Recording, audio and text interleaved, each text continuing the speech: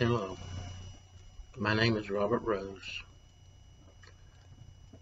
Many of you know me already. For those of you who don't, I am a United States Marine and I'm a Christian. Here it is, Black Friday,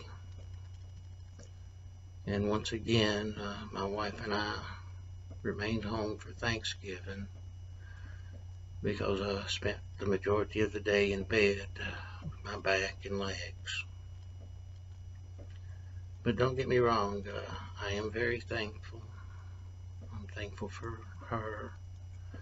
I'm thankful for my children. But this isn't a way of life for anyone,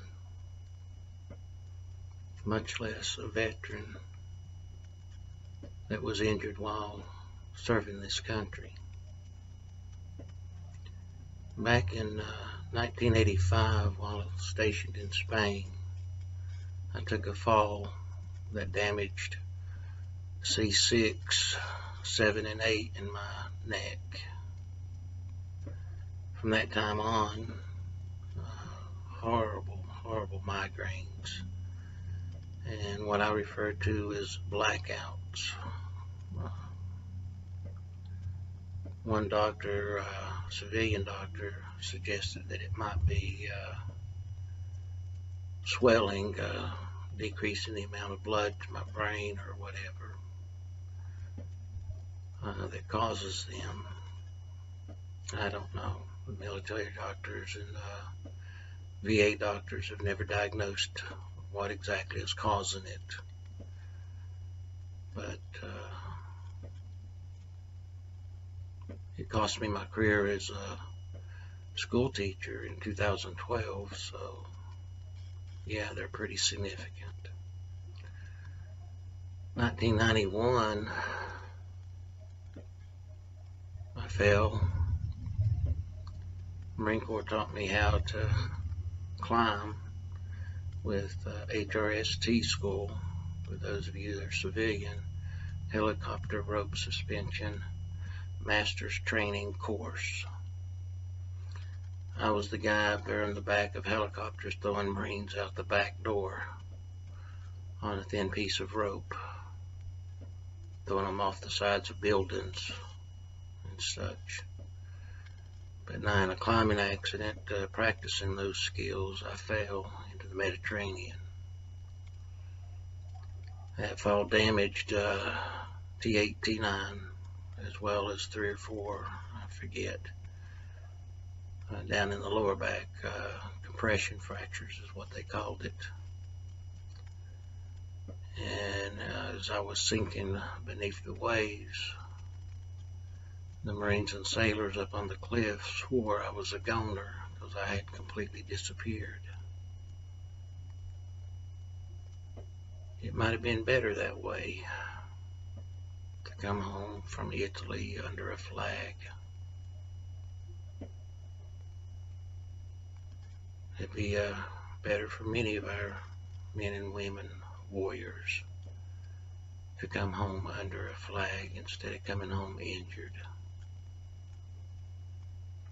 But believe it or not, that damage to my spine did not end my days in the Marine Corps.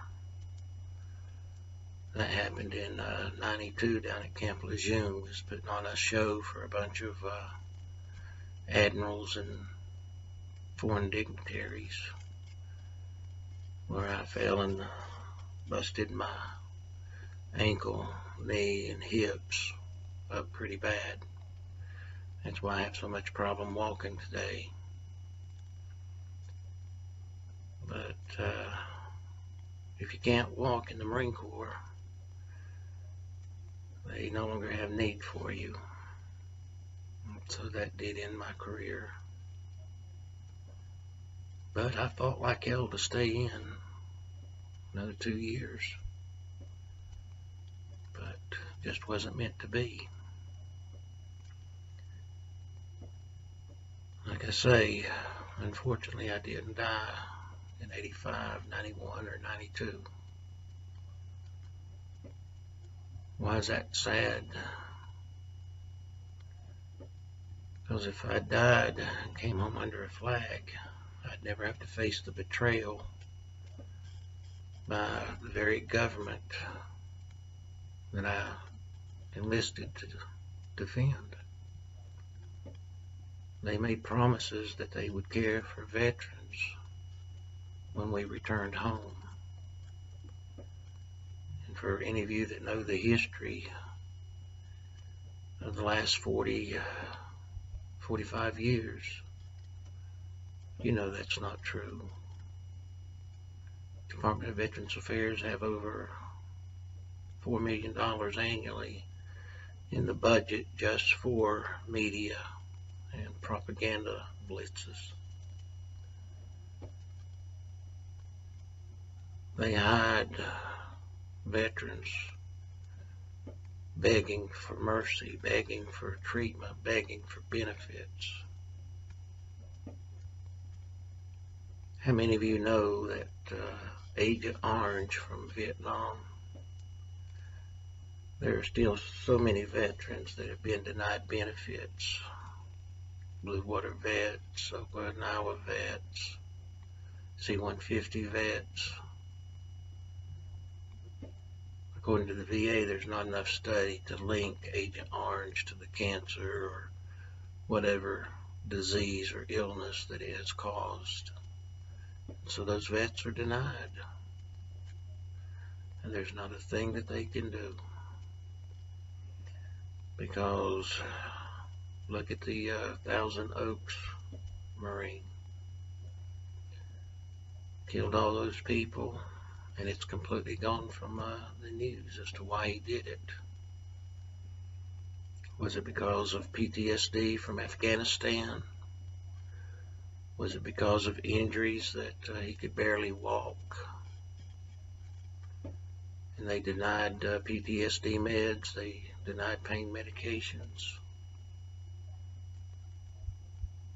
Completely gone from the news. I'm sure President Trump calling us sick puppies didn't help much. You had a veteran there in Yountville, California. He killed 3 civilians at the PTSD clinic he was kicked out of. He served almost a year in Afghanistan, Army fella. What have you heard about that? Nothing. Was he denied pain medication for his injuries? Was he denied PTSD medications? We don't know. We do know he was kicked out of that clinic. And you see what happened. Look around the country. We had an Air Force gentleman set himself afire on the steps of the Capitol in Georgia. Any person that goes to the lengths that he did to gain attention, you know he left behind a note. No mention of it in the news. That veteran committed suicide in the waiting room of VA facility. What more have you heard about that? How many of you even know about that? Like I say, veterans have been begging for help, begging to be heard. So it would have been better off for them just to come back under a flag instead of facing this betrayal by our own country. But yes, I am thankful. I'm thankful to have God in my life. Without Him, heaven knows I think about suicide every day. And because of God and my family, I cannot do it. I won't do it. So no, I'm not suicidal, even though I think about it. How many other veterans out there today are going to pull that trigger? Going to take that handful of pills? I beg of each of you watching this to please call a friend, to call a loved one, or if you just want to discuss the betrayal by this government of ours, give me a call. My number's at the bottom of the screen. I'll talk to you, regardless of Marine, Air Force, Army, Navy, National Guard. It doesn't matter. I'll talk to you. I'm not a professional counselor. I just know what it's like facing this betrayal and how it feels so alone. The things that we've seen, the things that we were trained to do. So yes, please give me a call before you do any of those things. You are important. You are the star of someone's life. You're their hero.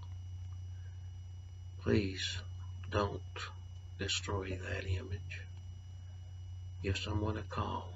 Give me a call.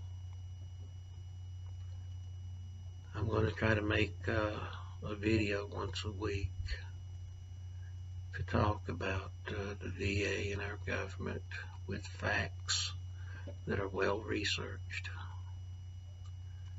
and stories about other veterans that are suffering.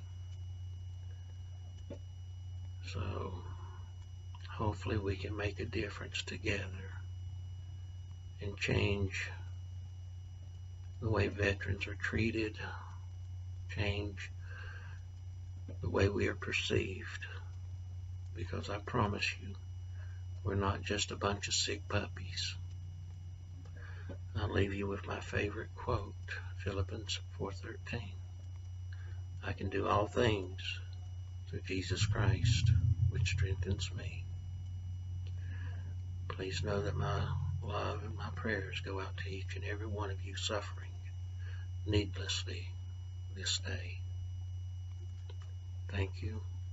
Take care, and may God bless.